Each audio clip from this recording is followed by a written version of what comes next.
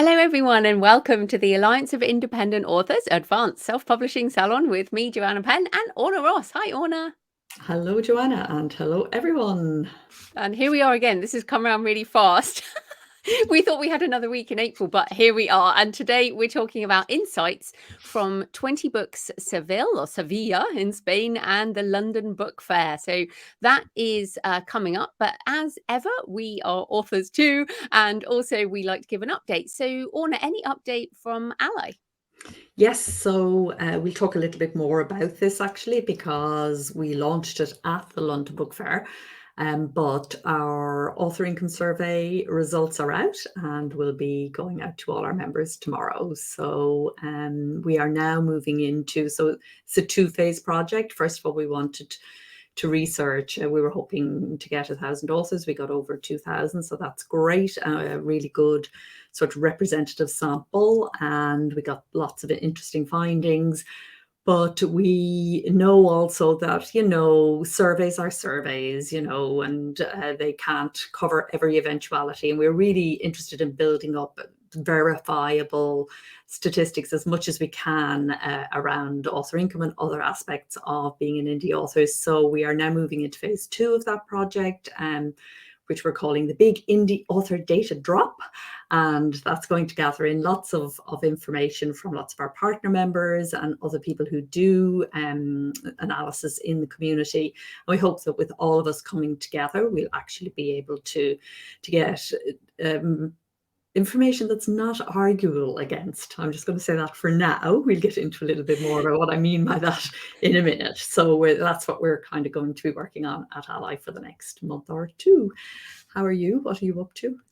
Yes, so I mean, obviously, it took about 2 weeks to really do the 20 Books Seville and then London Book Fair, and we'll talk about this as well about the recovery time and the energy. But I've got two things I'm working on. One is this novel Catacomb, which I started and then kind of halted on, and the other one I'm going to do a new edition of Career Change, and I have for those who don't know, in 2007, that's when I wrote my very first book, which was called How to Enjoy Your Job or Find a New One.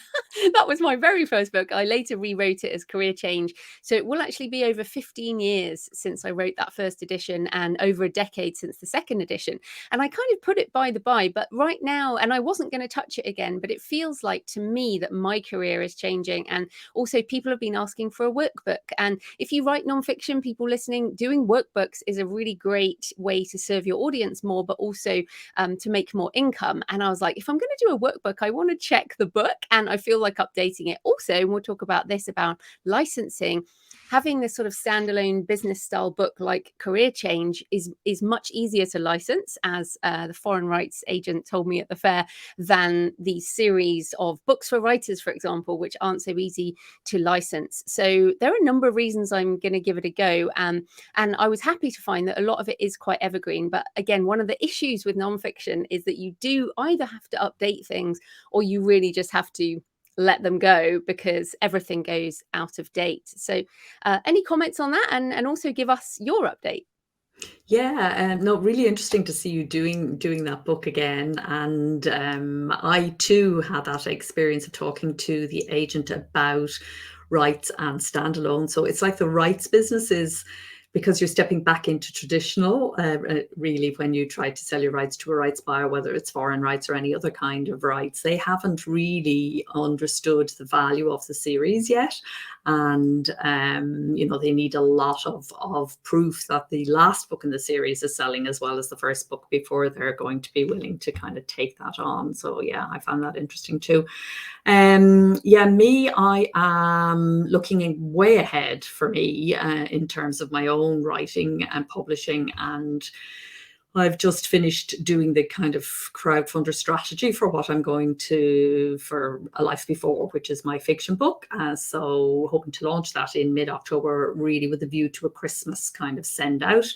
And my kind of code word to myself when I do this, because I did do a crowdfunder years and years ago, is reduce the admin, take it easy. So to arrange it so that there's as little administration as possible, right? Both in terms of what I'm agreeing to create in my packages, as well as who's going to support me to actually do it. And yeah, I'm continuing to get to know Mr.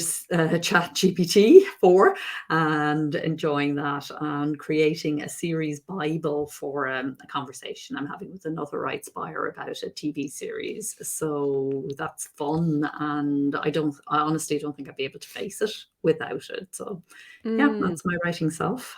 Well, that's fantastic. I mean, I want to say about your crowdfunding for A Life Before. You mentioned October. One of my lessons learned from mine, which took sort of 3.5 months really, was that I want to have 6 months next Okay. time. And even right now, as we record this in April, you pretty much have 6 months until that one happens. And because one of my main lessons learned, we did talk a bit about this on a previous show, but it's interesting that you're doing this now and you're starting 6 months. But as we know, these things really speed up. Time speeds up. We can't really believe that it's May so soon. And so finishing a lot more than I expected. I mean, I'd finished the book, but I also needed to have finished all the extras that I did. So I thought that it's good that you're looking at that now. And I'm intending to look at what I want to do next February-ish by June, July, I guess. Although that's coming up soon as well. It's so crazy. Yeah. So that's a little tip for people, is when you are thinking about doing something new or revisiting something, like we both are revisiting either crowdfunding or another book, it's quite hard to know how long things are going to take. So give it a bit more space. And the other thing, just on the rights buyer, the agent said that this is a great book, but the ISBN is old. It was like, Yes. you need to have a 2023 date so that we can more easily license this, which is another tip for people. Again, like you said, traditional publishing, it's so different. It's like the book's gone off, which we don't really have in indie. We don't think that way, and it's quite a different mindset. It makes no sense. It's just something that's built up over years. If it's an evergreen book, it's crazy. And you have to hit this perfect balance between it's up to date, but it can't be so up to date that it hasn't proven itself with some sales. So you're constantly trying to balance things. But I guess we do have the control to actually do that and put a new ISBN on it and put it out again with a new kind of set of clothes on, which a traditional publisher would not do for you. So it's good. Yeah, and I've already had another cover designed, and this is another tip I think for me. I have this need to finish projects, and when I have a cover designed, even if I haven't finished the book, I feel like, oh, now I have to finish it because I have a cover, so I need to fill the cover. So that really helps me. I know it doesn't help everyone, but it certainly helps me. she looks at me and I hang my head. You have a lot of covers with no books. I have some lovely covers. So yeah, choose how you do things. Okay, well, let's get into the details. Insights from 20Books Seville and London Book Fair. I guess we should say, so if people listening in the future, so we attended these in, I guess, the middle 2 weeks of April. The 20Books Seville, 20 Books to 50K group is well known. 20Books Vegas is well known, but now there are other things happening under the brand, and Seville in the south of Spain, if people don't know, and London Book Fair is an industry fair, and it's mainly traditional publishing. So, and we've attended ALLi launch there 2012, over a decade ago, and we've been every year since. We just keep going, don't we? So I guess before we get into it, we should just say, I wanted to go to Seville. They asked us to speak, which we did. We spoke together a bit like this. We did our double act, and we spoke on the creator economy for people listening. But why did you want to attend Seville? Because you have said that you wanted to cut down on some speaking and attending events. Well, yeah, and there are some things that I'm kind of doing this year that it's kind of a last hurrah, and I haven't been to any of the 20 Books events, and I wanted to go to one, and Seville, Yeah, reason exactly. number one, actually. Sorry, Michael. Sorry, Judith.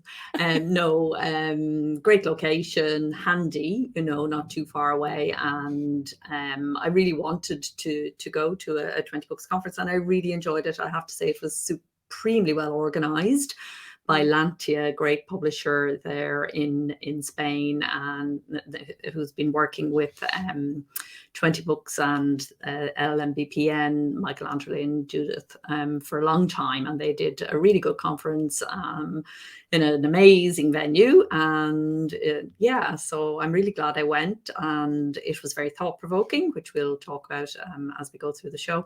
But yeah, mm. that was my main reason, really. Yeah, the weather, just so if people don't know, the weather in the south of Spain at this time of year is just lovely, whereas it's been freezing in the UK. So it was lovely and we had some drinks on a rooftop and dinner outside. And so that was good. But also the culture of the south of Spain is very laid back. And I noticed this very different thing about this conference was that the number of breaks, it was like one session, then a break of almost the same amount of time as the session. Whereas normally you go along to things and it's like back to back to back to back and you're running around, and yes, you learn a lot. But actually this conference, I had more time to talk to people in those networking breaks than I have at probably any other conference. So for those that was interesting to me, because I would have said that no, you shouldn't have so many breaks, you should have more sessions, because the valuable stuff is the learning. But actually those breaks, the networking sessions were great. So there's just a little tip for people when you and I'm actually going to take this approach now as someone who loves to learn. I normally overschedule myself at these things, but I'm going to make sure I don't attend every single back-to-back session when I go to these conferences. And some people are like, well, of course not. But if you're a learning type like I am, that can be the way you do things, and that's also very tiring. So that's, I guess, a bit about 20 Books Seville. I am intending to go to 20 Books Vegas this year in November. I know a lot, and I've been a little scared because there are thousands of people there, but I feel like this really is just a moment. It feels like a moment. So I'm intending to go, maybe see some of you listeners there. But let's now talk about London Book Fair. So maybe for people who haven't attended, you could maybe give an overview of what is London Book Fair, how is it for authors, and then talk about the launch of the author income survey. Yeah, so London Book Fair is one of the great book fairs of the world. There are about 5 or 6 key fairs, and these fairs originally came into being pre-internet. So these big ones that are still running. So they were the only way that trade publishing kind of got together, and mainly they were rights licensing fairs, and certainly London, that is its background. Some of the other big fairs may have grown out of library associations or different things like that, but generally speaking, they are rights trading fairs. And around that central core activity which happens in the International Rights Centre, and people, they big publishers came and started to display their books, and the stands got bigger and fancier, and the more money that the trade publishing made, sort of the bigger the floor space that it took over. And of course the biggest of all is Frankfurt, not London. Frankfurt's enormous. It's like 11 Londons in one spot. So yeah, that's essentially where it started. But what it has become is sort of the unmissable meeting of the industry. And people now come from different perspectives to the fair. And about, I think it was just the year ALLi started, or perhaps the year after, was the first author centre at the fair. And when we launched, we decided we would launch at London Book Fair because we wanted to make the point, okay, we do things very differently, and we publish in all sorts of different ways, and indie authors have become pioneers, particularly around ways of marketing books and so on. But we are definitely part of the industry, and there are lots of indie authors that kind of want to shun the industry, and that's absolutely fine. I can totally understand why you would do that, particularly if you've had a hard time there, which I know a lot of authors have. But nonetheless, we are part of the book selling industry. And so it seems important to the Alliance of Independent Authors that we each year, at least once a year, that we kind of stake our claim and say, yes, we're here. You can't ignore us. Hello. And here's what we do. We're still here. We're growing rapidly. And you can't ignore us. And here's what we do. Here's how we do it. Here's how we sell books. So we would see part of our job at London Book Fair is to be in the author HQ centre, giving our sessions about, for us, it very often feels like we're saying things that are very obvious. We're saying things that don't particularly excite us maybe to say or whatever, because we have to work within the knowledge that a lot of authors who are coming to London Book Fair are coming because they're looking for a publisher or an agent, and they don't even know that you don't really wander into a fair and look for a publisher or agent. That's not how it works. And sometimes, every single year, we meet authors who say, I didn't know about self-publishing until I heard you speak. And that's really why we go. It's really for the authors more than anybody else, but it is also to kind of stake our claim. And for 10 years, it's felt like kind of banging your head off a brick wall. But I felt like this year there was a little bit more give than before. And I do think that was down to the income survey, actually. Yeah, I mean, it was much smaller. We both noticed that because there's changes to the venue, Olympia.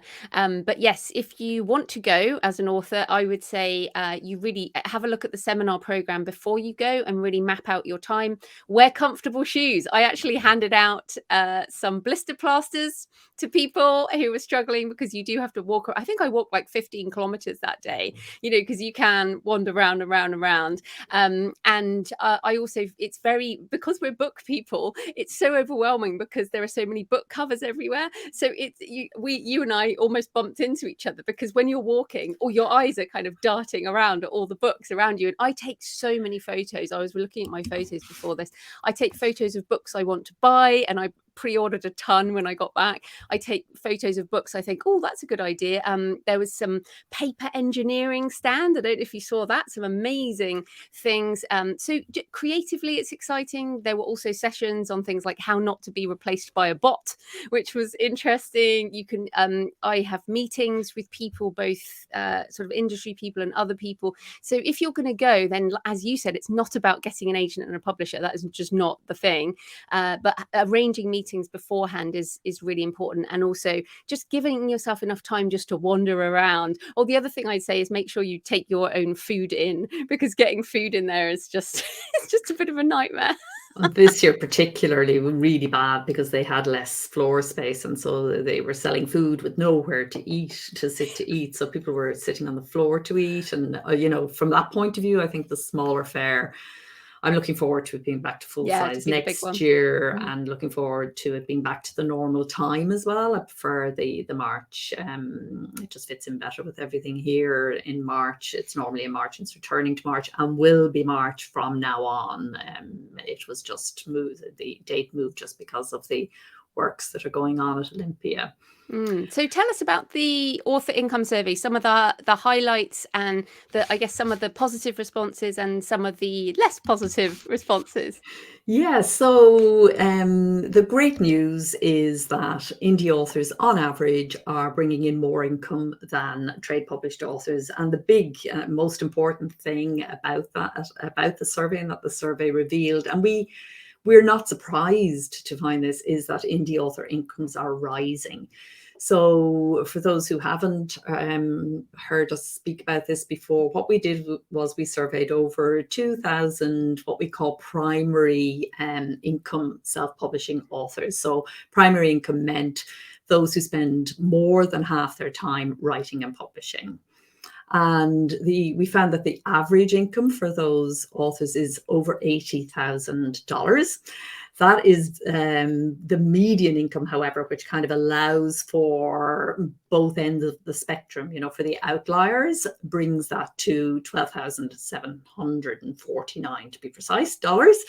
So that means what we found was that a lot of authors are not earning anything, or very, very little. And once you factored those out, that could be because they're just starting and they're, even though they're spending more than half their working time, most of it's going into writing. It might be their first book, or else they don't have the publishing skills to actually market their book yet. They're not marketing, or their writing skills are not sufficient that readers want to buy. So it's got to be one of those things, and of course all of those are fixable. So there is a big difference between those findings and the findings the outcomes of other author income surveys, which have focused more on trade published authors, where they have found that incomes are falling and that incomes are very low, considerably lower than even our median, never mind the average.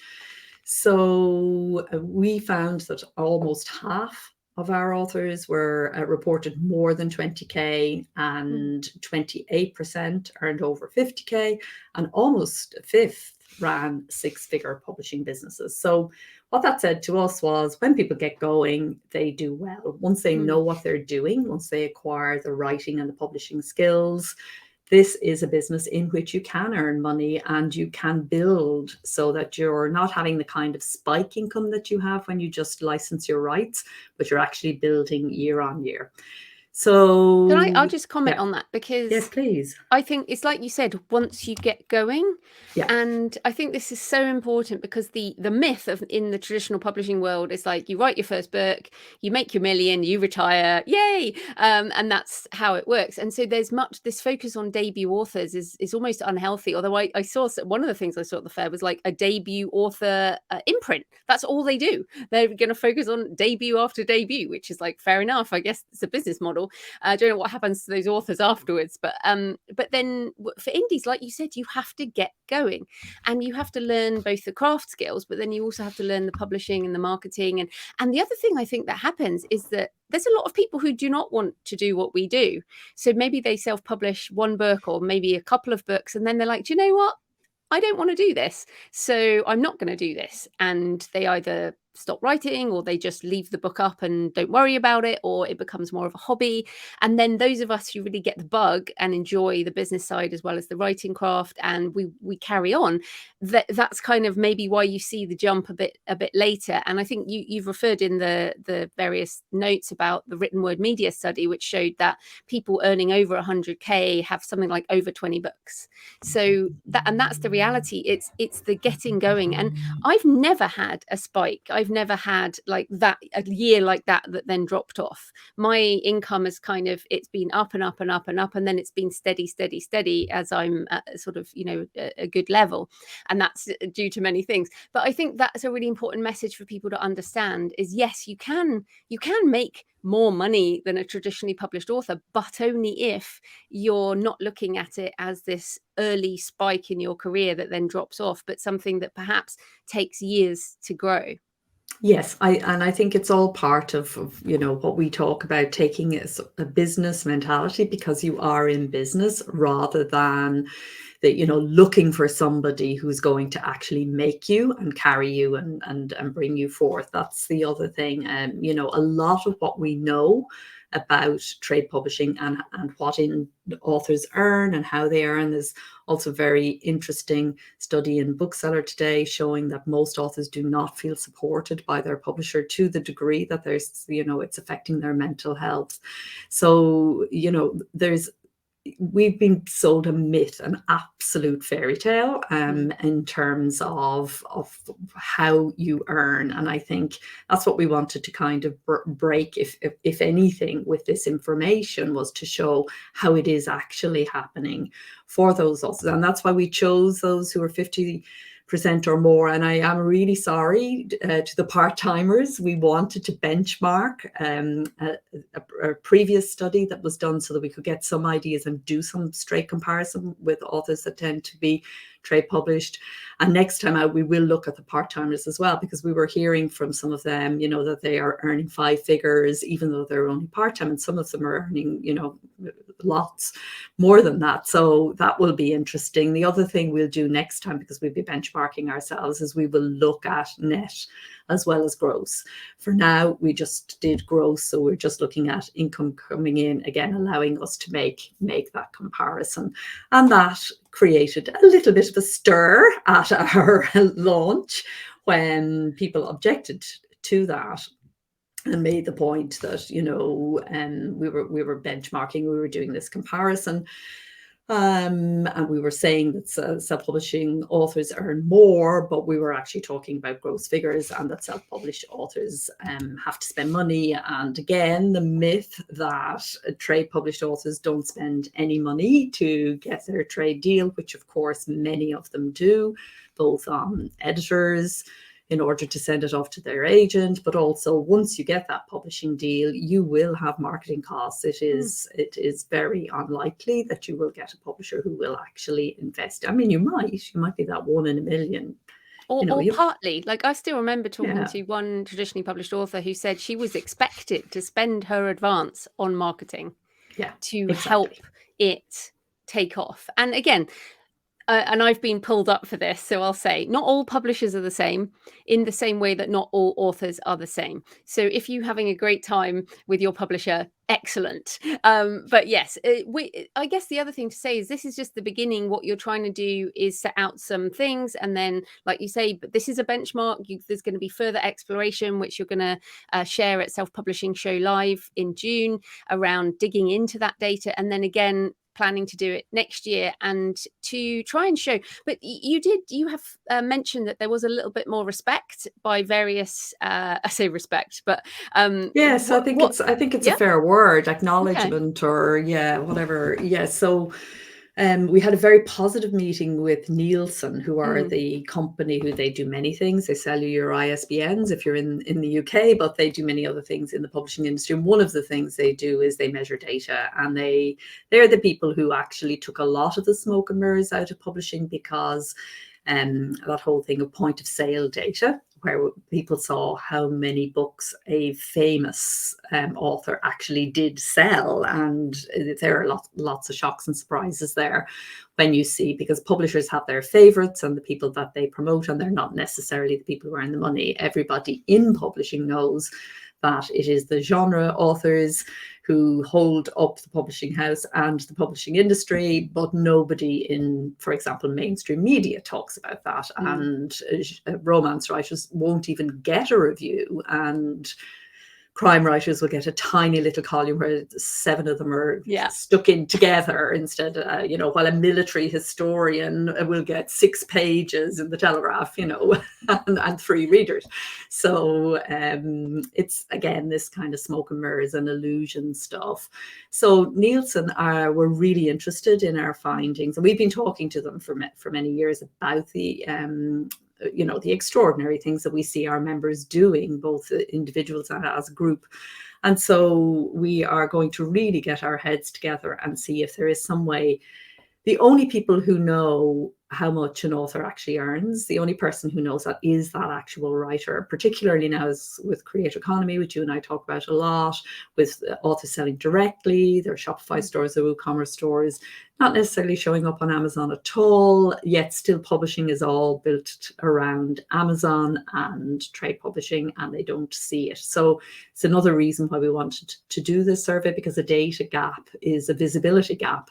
And so Nielsen now is really interested in sitting down with us and talking about how we can actually get authors visible on the bestseller lists, because the bestseller lists are not showing any indie authors at all at the moment in mainstream media. So if those figures can be tracked in some way and can be verified and can go into those lists, then we can see indie authors begin to take over them a little bit, which would be great. Yeah, and also I should say Publishers Weekly was at 20Books Seville, and many of us were interviewed on the TV channel, whatever that is, their YouTube channel, and also there was an article and a very prominent picture of me and Michael Andley and Dan Wood in Publishers Weekly, which is hilarious, because I've had these milestones over the years. I'm like, when this particular publication puts indie authors like this in, that's a step. And so this picture of me in Publishers Weekly, it probably means as much as when I was in The Guardian a while back, when The Guardian was super anti self-publishing. And then things change over time. What's hilarious, of course, is having been doing this for 15 years, it feels like it's taken a while for things to change. Well, that's it. It does take a long time. And in the same week that you were there, they also carried the survey, and now Mm. Bookseller are going to do an analysis of the survey. They're interested in kind of what's behind it, as well as just the ball You sure they're figures. not trying to rip it apart? No, I really don't think so. This is what I'm saying. It's kind of interesting. It's like everybody was interested way back in the beginning, in Mm. your Guardian days. We turned up. There was a lot of talk about self-publishing, and We then were a curiosity back yeah, then. Ooh, look at them. exactly. Aren't they sweet? And then for years, there was absolutely nothing. And Mm. now I think there is actually a grudging respect in some quarters, and an actual, wanting to tell the truth about what's going on in other quarters. So I think we're coming to a sort of a turning point whereby it's not ignorable anymore. And so hopefully we can help to keep that visibility up, and advocate for authors, so that authors begin to get what they need Mm. from the publishing industry, because that's one of the great pities about this is, you've got all these. Shania is our current volunteer here at ALLi. She's just finished her creative writing degree at Glasgow University. She has already published 3 books. And she's just in her final year. But in her course, there was not one mention at all ever. They had publishers come, they had agents come, they had other writers come, and all of that. But nobody ever mentioned self-publishing Ah. to her at all. That's Um, interesting. Well, yes, just saying that, I regularly ship books to universities in the USA. yes. My I think, successful yeah, self-publishing is used as a text in an, and yes. then Kevin J. Anderson has a course on publishing at Colorado University or something, and that so again, it's almost like it starts over there and then starts to move out. I think that's a fair comment. The US is further ahead than everywhere else. And we saw when we went to Spain that a lot of the Spanish authors are kind of 5 years behind where we are now. So Mm. this is a slow moving current that's moving out across the world globally. But it's very slow, and it seems to be crazily slow, that I should have thought that at this point, every university and every school, who has Mm. kids who are interested in writing and publishing, they should all know. It's this invisibility. This data gap leads to an invisibility which needs to shift. And it's not just there. It's writing festivals and The whole thing. libraries, and yeah, the whole thing. Mm. Let's get us everywhere. Well, this, just to bring it up, thank you. And thanks to all the ALLi team, because we're like people like me, we're like a herd of cats. We all do things differently. And there really wouldn't have been a body to represent us all apart from ALLi. And you had that vision over a decade ago. And where things are going now. I mean, like you said, it feels like it's so late, but yet we're still almost at the beginning in many countries. So again, people listening, don't think it's too late. Like wherever you are in the world, there's still opportunity. And as things shift, the tools shift. We had another session on technology at London Book Fair, and I guess we'll just switch. We're running out of time already, so we're just going to jump into the second topic. But basically, AI was the start of Seville. It was the final session at Seville. It was at London Book Fair. We did this session on technology, and all the questions were about AI. And I've been talking about it since 2016. We did the ethical guidelines, 2 years ago, almost.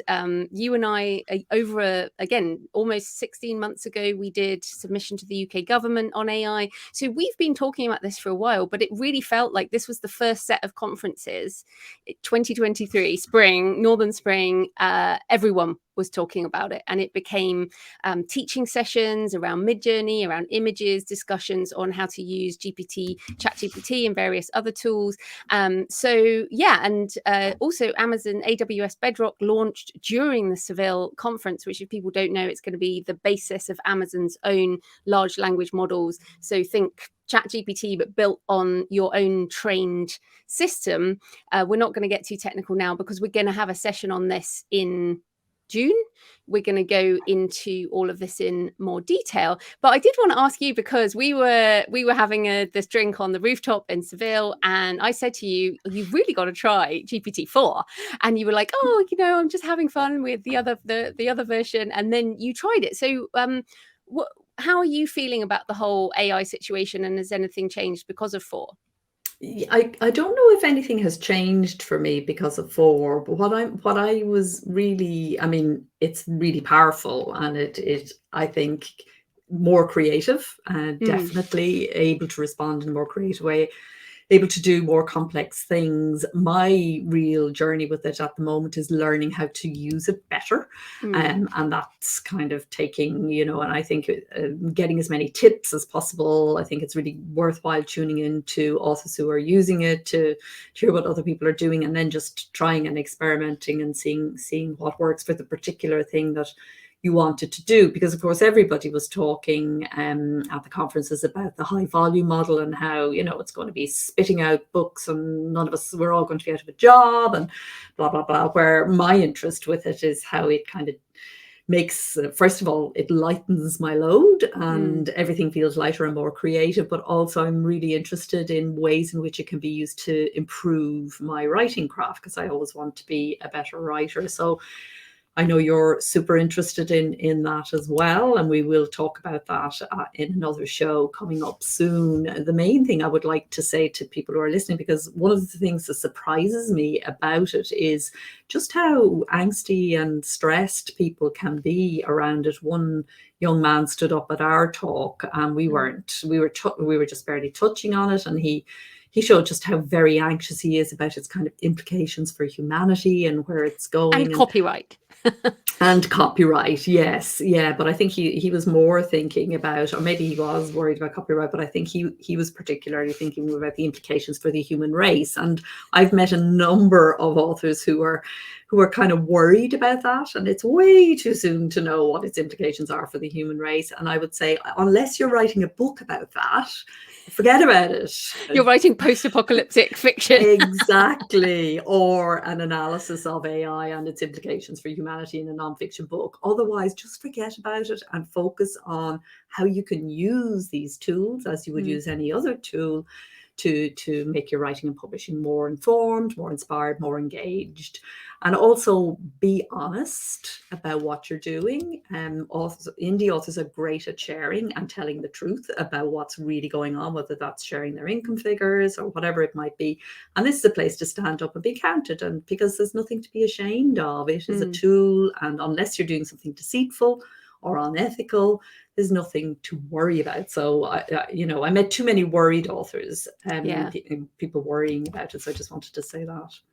Yeah, and I think the attitude of curiosity is really important. Again, there has been this feels like another great schism. When we first met, it was trad versus indie, like traditional publishers, publishing authors versus indie authors, and then it was KU versus wide, and now it's AI versus non-AI, which is a false dichotomy, because of course everyone's using AI. If you're publishing on Amazon, or like right now we're using some AI software, and if you're on Facebook or TikTok, or everything is works with AI tools. This is just another tool for writing. So we will get into it again, but let's focus on being curious and finding out the interesting ways we can use it in our workflow and our creative process and our marketing. Particularly, people are finding some great marketing angles. So yeah, and don't attack people using it. I think that would be my other point, since I get quite a lot of that.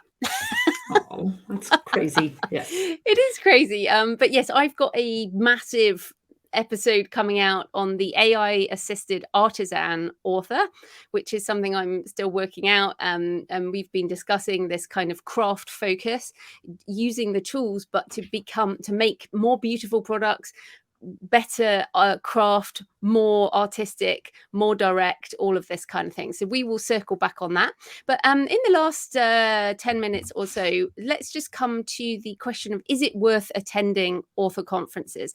Because I mean, I was exhausted. So we went from Seville. Some people went Seville, Amsterdam, London, because Amsterdam was over the weekend in between. I came home. I pretty much went to bed for a whole day to recover from Seville. And then I got back. I had to leave London early. As you know, I said goodbye to you and then just disappeared and spent another day in bed recovering. So I find it takes a lot out of me. But every time I say, oh, I must do less of this, and then about 24 hours later, I say, no, this was great. It was really good. It is well worth it it for many things. So what about you? Yeah, I think it's learning how to manage it. Mm. As you've often kind of noted, uh, end up with a sore throat, Yeah, lose you my love it. You've lost your voice. voice at I've several lost my fairs. voice many times after the London Book Fair, and this year I just did it all differently. I actually started to plan before Oh. 2022 was out, even though it wasn't until April. Shock, horror. Planning ahead works. Who knew? Also, by just an accident, I ended up having a holiday the week before because there was a wedding in Malta, so I took some time out, and I'm going to do that every year. It was really Mm. great. I just went into it so much more relaxed and rested, and I really enjoyed the conversations and all of that. So that was really good. It looked, we have over the past few years taken a stand at the London Book Fair. This year, we decided we knew it was going to be small, and we thought this was the year to experiment with not doing a stand, and that worked actually very well for us. It did leave indie authors, though, without us. I mean, Amazon was there and Ingram Spark were there, but the ALLi stand over the last number of years has been where people kind of just gather and hang around and kind of have a chat and talk to the team and get some advice, and that part was missing. So next year we're going to do, but we're not going to do it inside. We're going to do it outside, but as close as possible as we can get it. We'll probably take over that pub where we usually have the ALLi drinks. We're going to take it over for the day with some team Q&As and things, but we might do some sort of an event as well, just for indie authors, so that there is a core thing for them to do in addition to the education at Author HQ and stuff like that. So yeah, I would say then, for people who don't have that sort of, just the ordinary author who's thinking about whether to go or not to go, I would say do go, but make it work for you. Know what you want from it. As an author, aside from the ALLi thing, each year it's my time to kind of look at where I'm at and think about what happened in the last year and what's coming up. And there's lots of time to focus on stuff. And as I said before, I think that check in with the rest of the industry, seeing where the industry is going, all of those things are important, I think. Mm.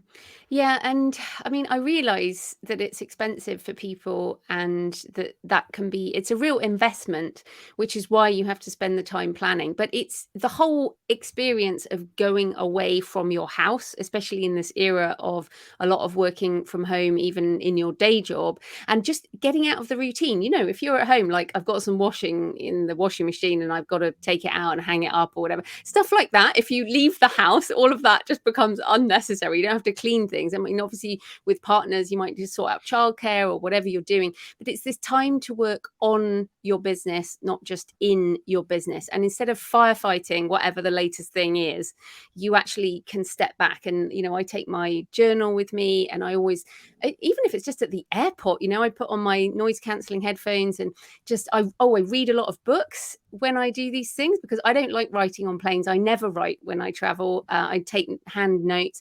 But I do read a lot. So I read like 3 or 4 books over the 2 weeks of the book fairs and everything. And so I think it's setting those, make it a thing that helps your business in entirety, rather than, I mean, if you can do online training, and that might be more effective than sitting at the London Book Fair in a training session. But it means you don't get the rest of it.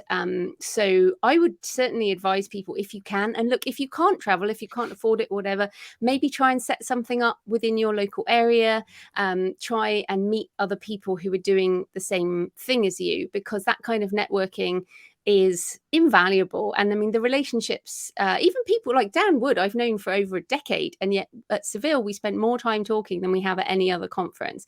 And so I felt like that was a really good investment in our relationship, although that wasn't why we did it. It was just to happen because we were there. So I think those types of things, meeting people or meeting them again, is really good. And you do get lots of tips. And if you approach it with the attitude of curiosity and creativity, then you can come away with a lot. And particularly at London Book Fair, where everything is in one space, and it is expensive, yes, but I definitely think one a year, every author should give themselves, from the business, it's the kind of thing that does have a return on investment that's hard to measure, but Yeah. is, everybody who does it says, yes, it has those relationships, the specific tips you'll pick up, the sort of sense of trends, the knowledge of what other people are thinking about, and even just looking at what trade publishers are doing in your niche, in your genre, and going and sort of really looking at ideas to take away, the buzzwords that people are using, the jargon, the latest things that are important to other people. It's, if you're too much in your own silo, you can miss out on things that could really help your business. So I think it is worth at least one a year. Yeah, for sure. Okay, so what's happening in May? Because I'm going to New Zealand. It's my husband's 50th. He's a Kiwi, going to see family. So I'm away. What are you going to do in May? I'm going to do a totally scary thing. I'm going to do this without you for the first time no. ever. I did think about trying to replace you. Obviously impossible. So I'm actually going to do a solo show, and I'm going to answer the question that I never really get to answer and that people are always asking me. How do you manage to write fiction, poetry, and nonfiction? How do you actually do it? The switch, and what are the differences between those three macro genre that people need to be aware of, and all of that kind of thing. So that's what I'm going to look at, being somebody who writes across genre and the different challenges and how to integrate them so that you don't go completely crazy. Or you do, but you have do, to keep but in a good figuring way. it out. No, that sounds fantastic, and that definitely is a challenge for people. I actually had an interview this morning, and this guy was saying, "Oh, you do so many things," and I'm like, "I can't help it." A lot of us would sometimes wish we could just focus on one thing, but we literally can't, because we have like creative popcorn brains that do all this stuff. So yeah, that sounds fascinating. And then in June, we are going to get more into the AI for authors. We've done sessions on this before, but we feel like things have changed a lot, and we'll both have thought around this idea of AI and craft and artisanship and all of this kind of thing, which we're stumbling around at the moment trying to figure out what we think, but we will have figured it out by June. So anything else before we say goodbye? No, just Member Magazine is on the way to our members, slightly delayed because of the London Book Fair, but you'll have it before the end of April, and we will have we'll be sharing all the research from the indie author income survey and lots of other articles and things. So keep an eye out on your inboxes for that. Fantastic. All right. Well, happy writing. And happy publishing. Bye-bye. Bye.